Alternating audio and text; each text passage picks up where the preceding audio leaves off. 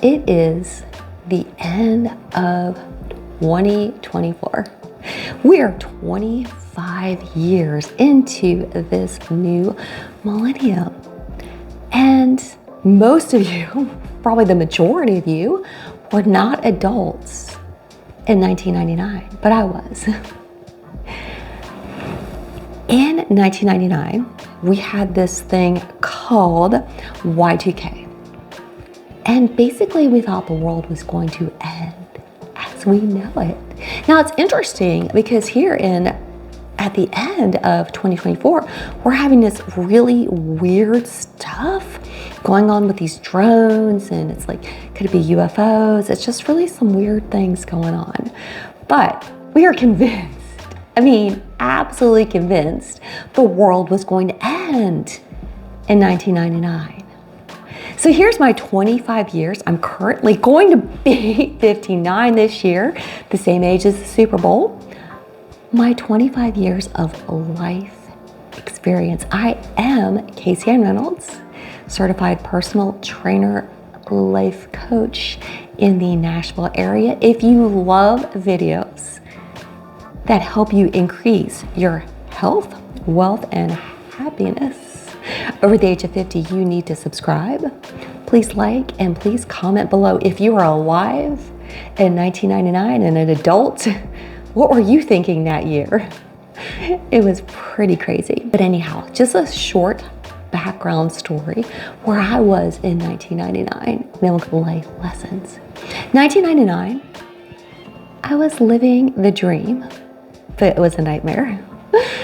I was married to a doctor living in a small town in East Tennessee in a mansion with a swimming pool, hot tub, and all those sort of things. 3 kids under the age of 7. And I was also in a cult. Yes, I was. Now looking back, I say, that was a cult. And so I was at odds with the lifestyle that I was living because I did not believe it. And the churches that we were going to were saying things like, you had to have 10, 11, 12 babies. And as fertile as I would have had 25. Yeah, it was fine for those people with infertility issues to say you should have 12 kids. And then fertile Myrtle walks into the picture and she's like, well, I'm gonna have 25. Scary. It was terrifying. Homeschooling the kids, women were not allowed to work outside the home. Courtship dating, like a girl had to have her husband picked by the church. The elders had to have access to your financial records. Children had to be punished with corporal punishment if they disobeyed their parents. Babies had to be trained from the first day of life that they shouldn't be hungry and they should be on a parent's schedule because that was God's will. There was just like so much stuff going on that in my heart, I truly did not believe. So even though I was a trad wife, a traditional wife, I did have a master's degree and had worked in business previous to this lifestyle. Honestly, in my heart, I didn't believe it. And of course, that started to come out over time. Within the next 3 years, I did go back in 2002 into the workplace as a special education teacher. And that was a big no. You're not supposed to work outside the home. And eventually in 2008, ended up with a divorce. Life took a turn. That was hard. I did not anticipate how hard it was going to be. But by the age of 50, I was just at my low point in life.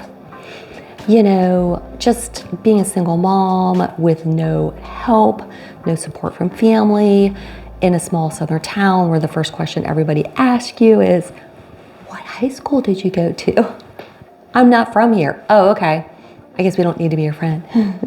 And that was kind of the attitude. We even got kicked out of the church that we were in. So I was overwhelmed. Depression, anxiety started to hit, and it just got really bad in really low times, even to the point where I put on 60 pounds. You see from that picture, and the aging process was just like speeding up dramatically. So I had to make changes. I knew I could not stay in that state. The changes did not happen overnight, but here I am, going to be 59, look a lot better than I did at 50, and a lot happier. And I am a wise soul. I have lots of wisdom and have done a lot of big and bold things. I've been a baddie in my life, so I'm very proud. Things have gone really well for me. I had to be a lone wolf. And that's a hard lesson to learn, particularly coming from a cult-like environment. It's okay to be on your own. The wolf that runs the fastest runs alone, okay? So after 50, all these social groups and blogs and all the things that you surround yourself with can sometimes keep you from living your dreams. So it's best to just live your dream, do your own thing over the age of 50.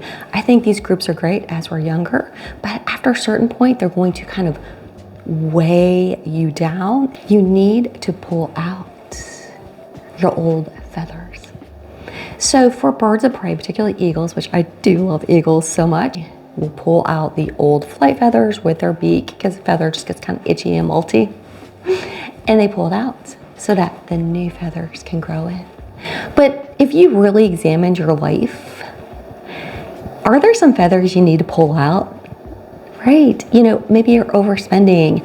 Maybe you need to set boundaries with your kids. Maybe you're in an unhappy relationship.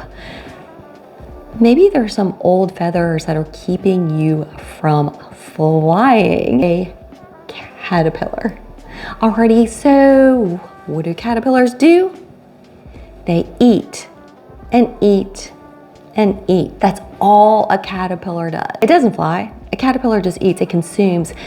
And I've been guilty of this. I just think back all the time. It's like if I hadn't spent so much money on kind of just like junk and things for the kids and yada, yada, yada, you know, I could have had more money in my retirement savings or more money to travel with right now. We are stuck in a dopamine cycle of consumerism. And sometimes you need to do that. There's things that give me joy. A beautiful dress at Francesca's gives me joy. And I'm not gonna stop buying beautiful dresses. And they're always on sale because they stay thin. You definitely are gonna wanna watch. I'm gonna do a 12-part series on a healthy new you, how you can increase your health, lose that belly fat in the year 2025. Creating an 12-part series starting next week. But anyhow, to spend time in your cocoon. A caterpillar, once it has filled itself and it's eaten everything in sight, as we know if you've ever had a caterpillar eat all your tomato plants, is it goes into a chrysalis or a cocoon. And during this process, it actually turns into caterpillar goo. It's no longer a caterpillar, it's just goo. And so in that cocoon, I feel like we have to start this by the age of 50, 55, 60 is gonna be a bit late. In this stage, we have to be like, okay, I am cool with being by myself. I need to be introspective. If you don't like your company, it's because you're a bad company when you're alone, okay? You need to love yourself. You need to be introspective. You need to be thinking about life and thinking about your dreams. You know, be that butterfly. So now you've spent time in the cocoon. You've stopped practicing the dopamine release of consumerism. No more trips to Target for you, friend. You don't need it. Honestly, truly, you do not. And you're a butterfly. Guess what? You're free. Do you have to live in that same town? No. Do you have to work that same toxic job that you hate? No. Do you have to be unhealthy, sitting on your couch, binging on Netflix? No. Do you even have to live in this country? No. Do you have to be in an unhappy relationship? No. Do you have to have 25 friends that all you do is run around and buy gifts for them and you feel very depleted and your finances are really hurting? No. You're a butterfly. Guess what you get to do? You get to be a butterfly. It's the shortest span of your life and you want to make it the most beautiful span. So fly away. Do your own thing. Be beautiful. Be bold. Be a baddie. Be confident. Be yourself. Let the last 20 years of your life be the best 25 years of your life. Number 6. Just like the movie, you're wearing those ruby red slippers and you never even look down to realize it. No, you've never looked down. You're wearing them. Do you want to live your dream life? Do you want to start your own business? You need to watch my video how to do that. Would you just like to quit your career job because you know you're going to get fired? 60% of people over the age of 50 do get fired from their careers, and maybe just get back into the part-time hospitality world like I did. Bang, making more money. Yeah. Live your dreams. The slippers, friends, they're on your feet. They've always been on your feet, but you've been too terrified to use them.